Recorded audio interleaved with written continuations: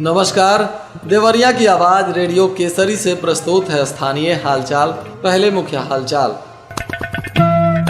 DM और SP ने मूर्ति विसर्जन स्थल का किया निरीक्षण।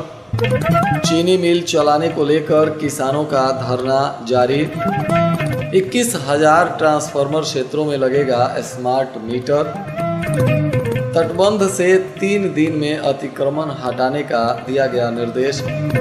और सड़क हादसे में एक व्यक्ति की हो गई मौत, 3 लोग घायल। स्थानीय हालचाल के इस अंक के साथ मैं निकेत मिश्र। अब हालचाल विस्तार से। जिलाधिकारी दिव्या मित्तल और पुलिस अधीक्षक संकल्प शर्मा ने आज पटनवा पुल और हेतिमपुर पुल के निकट छोटी गंडक नदी के किनारे स्थित मां दुर्गा की प्रतिमा विसर्जन स्थल का निरीक्षण किया। इस दौरान डीएम ने विसर्जन स्थल पर सुरक्षा, शांति व्यवस्था इत्यादि के संबंध में आवश्यक निर्देश दिए। उन्होंने कहा कि मूर्ति विसर्जन का कार्य शांतिपूर्ण संपन्न हो, इसके लिए सभी एहतियाती उपाय किए जा रहे हैं। जिलाधिकारी ने कहा कि प्रतिमा विसर्जन स्थलों पर पेयजल, प्रकाश, जनरेटर, साफ सफाई की समुचित व्यवस्था सुनिश्चित की जाएगी। विसर्जन स्थल पर ट्रैफिक का रूट चार्ट पहले ही बना लिया जाएगा। गोताखोर, नाव और सर्च लाइट के भी इंतजाम विसर्जन से पूर्व किए जाएंगे। किसी भी आकस्मिक स्थिति से निपटने के लिए प्रमुख विसर्जन स्थलों पर मेडिकल टीम भी तैनात रहेगी।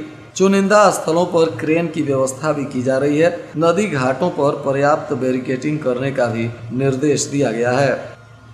इधर चीनी मिल चलाओ संघर्ष समिति का बैतालपुर चीनी मिल को आधुनिकीकरण कर चलाने की मांग को लेकर कलेक्टेरिएट परिसर में धरना जारी रहा। इसमें किसानों ने मिल चलाने के समर्थन में नारे लगाए। वक्ताओं ने कहा कि सरकार किसानों के लिए अपने ही किए वादों के अनुसार मिल को नहीं चला पा रही है। जब मिल नहीं चलेगा तो किसानों की आय दुगुनी कैसे होगी। मिल चलाने की घोषणा होने तक किसानों का आंदोलन जारी रहेगा। इसमें अध्यक्ष ब्रजेंद्र मणि त्रिपाठी, विकास दुबे, क्लस्टर शर्मा, डॉक्टर चतुरानंद ओझा और राम प्रकाश सिंह तथा वेद प्रकाश सहित दर्जनों लोग मौजूद रहे। जिले में विद्युत चोरी पर लगाम लगाने के लिए विभाग ने कवायद शुरू कर दिया है। अब जिले के विद्युत उपकेंद्रों के फीडर पर 4G स्मार्ट मीटर लगाने के बाद दूसरे चरण में 21,000 ट्रांसफार्मरों पर भी इसे लगाने की तैयारी शुरू है, जिससे बिजली की वास्तविक खपत के बारे में आला अधिकारियों को जानकारी हो सकेगी। इसके लिए चारों डिवीजन में ट्रांसफार्मरों की सूची कंपनी को उपलब्ध करा दिया गया है। उपकेंद्र पर जीनस पावर ल्यूशंस लिमिटेड कंपनी काम कर रही है। देवरिया, सलेमपुर, बरहज और गौरी बाजार विद्युत वितरण मंडल में 4,70,000 विद्युत उपभोक्ता हैं। इन उपभोक्ताओं को जिले के 33 और 11 केवी विद्युत उपकेंद्र के 149 फीडरों से लगभग 20,918 विद्युत ट्रांसफार्मरों को बिजली की आपूर्ति होती है। इधर रुद्रपुर तहसील क्षेत्र के पचलड़ी चौराहे पर गोर्रा नदी के बंधे पर कुछ दुकानदारों के द्वारा अतिक्रमण किया गया है। अतिक्रमण को बाढ़ कार्य खंड विभाग के द्वारा हटाने के लिए नोटिस दिया गया है। विभाग ने बंधे पर जिन दुकानदारों ने दुकान खोला है उन्हें 3 दिन में दुकान हटा लेने का निर्देश दिया है। बताया जा रहा है कि बरसात के दिनों में गोर्रा नदी के बाढ़ से बचाव के लिए रुद्रपुर के पचलड़ी चौराहे पर बाढ़ कार्य खंड के किलोमीटर 3 पर बंधे पर लगभग आधा दर्जन से अधिक दुकानदारों के द्वारा अतिक्रमण किया गया है, जिससे विभाग को बंधों की निगरानी करने में समस्या आ रही है। इसलिए इन दुकानों को 3 दिनों के अंदर हटाने का निर्देश दिया गया। इधर भाटपा रानी थाना क्षेत्र के रानी पकड़ी बाबू मार्ग पर 2 अलग अलग हुई दुर्घटनाओं में जहां एक व्यक्ति की मौत हो गई तो वहीं एक वृद्ध सहित 2 लोग घायल हो गए। घायलों का इलाज स्थानीय अस्पताल में किया गया। बताया जा रहा है कि खामपार थाना क्षेत्र के छपिया के रहने वाले शमशाद पुत्र सुहैब मोटरसाइकिल से भाटपा रानी जा रहे थे, तभी यह हादसा हो गया, जिसके बाद उन्हें घायल अवस्था में लोगों ने अस्पताल में भर्ती कराया, जहां डॉक्टरों ने मृत घोषित कर दिया। घटना के बाद से मृतक शमशाद के परिजनों में चीख पुकार मचा हुआ है। देवरिया राजकीय इंटर कॉलेज में नए भवन के निर्माण, छात्रावास, लाइब्रेरी, म्यूजियम, स्मार्ट क्लास, शौचालय इत्यादि को लेकर सुविधाओं के लिए शासन से स्वीकृति मिल गई है। इसे बृहस्पतिवार को राजकीय इंटर कॉलेज के सभागार में सदर सांसद शशांक मणि ने संबंधित अधिकारियों और कार्यदायी संस्था के ठेकेदारों के साथ बैठक की। इसमें परियोजना की समीक्षा भी की गई। सांसद ने कहा कि राजकीय इंटर कॉलेज जिले का एक गौरव है और हम जनप्रतिनिधियों, विशेषकर प्रदेश के कृषि मंत्री सूर्य प्रताप शाही के प्रयास से इसके बेहतरी के लिए शासन से जो धन अवमुक्त हुआ है उससे कॉलेज में छात्रों के लिए मूलभूत सुविधाओं का विकास होगा। खुखुंदू थाना क्षेत्र के कमहरिया गांव में एक विवाहिता की बृहस्पतिवार को मामूली बात से नाराज होने के बाद पति और ससुराल वालों ने मार पिटाई कर घायल कर दिया, जिसके बाद महिला का इलाज कराया गया। फिलहाल अब पुलिस इस मामले की जांच कर रही है।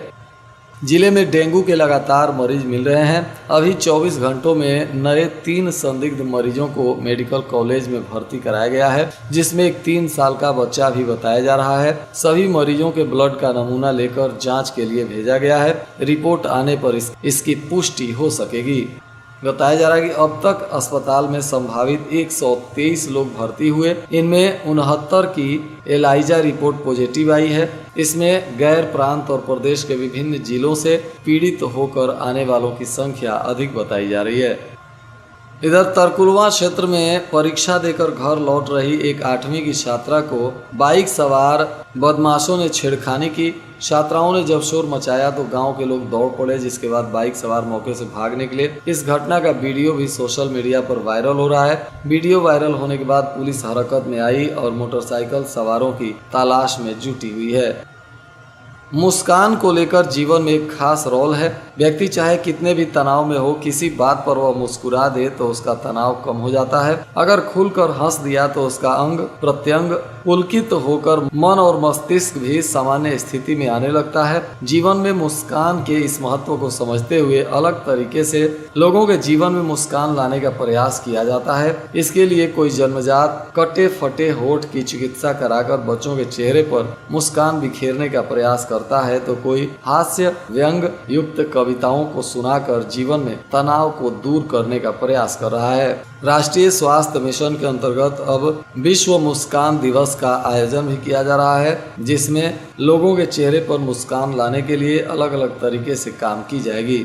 चिकित्सकों का कहना है कि हंसने से सेरोटोनिन और डोपामिन बढ़ता है, इसलिए लाफिंग बहुत अधिक जरूरी है। मुस्कान से मन स्वस्थ रहता है। मनोचिकित्सक डॉक्टर रवि जायसवाल कहते हैं कि मुस्कुराने से तनाव कम होता है, ब्लड प्रेशर सामान्य रहता है, शरीर की रोग प्रतिरोधक क्षमता बढ़ती है, हृदय का संचालन सामान्य होता है। मुस्कुराने का सबसे बड़ा लाभ यह भी है कि व्यक्ति के आसपास माहौल भी अच्छा रहता है।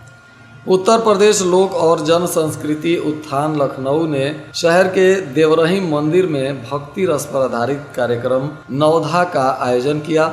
इसमें मिशन शक्ति पर आधारित नृत्य, गीत आदि प्रस्तुत किए गए। बेहतर प्रस्तुतियों पर लोगों ने तालियां बजाकर इनका उत्साहवर्धन किया। शारदीय नवरात्रि के समय उड़ीसा के सांस्कृतिक दल भी उद्धव भीतरिया में भगवान विष्णु के दशावतारों पर आधारित उड़ीसा का गोटी पुआ नृत्य भी प्रस्तुत किया। जिलाधिकारी दिव्या मित्तल की अध्यक्षता में चकबंदी अधिनियम धारा 4(4) क के अंतर्गत वर्ष 2023 से पूर्व चकबंदी प्रक्रिया में सम्मिलित ग्रामों में जन चौपाल का आयोजन कराने का निर्देश दिया गया। इन चौपालों में चकबंदी से जुड़े मामलों पर आम जनता से चर्चा की जाएगी। राज्य विधिक सेवा प्राधिकरण के निर्देशानुसार विधान से समाधान कार्यक्रम के अंतर्गत ब्लॉक सदर देवरिया में महिलाओं के विधिक अधिकारों को लेकर जागरूकता कार्यक्रम का शुभारंभ किया गया। सचिव जिला विधिक सेवा प्राधिकरण के निर्देशानुसार दीप प्रज्वलन कर इस कार्यक्रम का शुरुआत हुआ, जिसमें उपस्थित महिलाओं को विधान से समाधान कार्यक्रम के अंतर्गत कानूनी अधिकार और महिलाओं का कार्य स्थल पर लैंगिक उत्पीड़न इत्यादि को लेकर विशेष जानकारी दी गई। और आज के मौसम का तापमान देवरिया में न्यूनतम 26 डिग्री सेल्सियस और अधिकतम 37 डिग्री सेल्सियस रहने की संभावना है। अंत में मुख्य हालचाल एक बार फिर। डीएम और एसपी ने मूर्ति विसर्जन स्थल का किया निरीक्षण। चीनी मिल चलाने को लेकर किसानों का धरना जारी। 21,000 ट्रांसफार्मर क्षेत्रों में लगेगा स्मार्ट मीटर।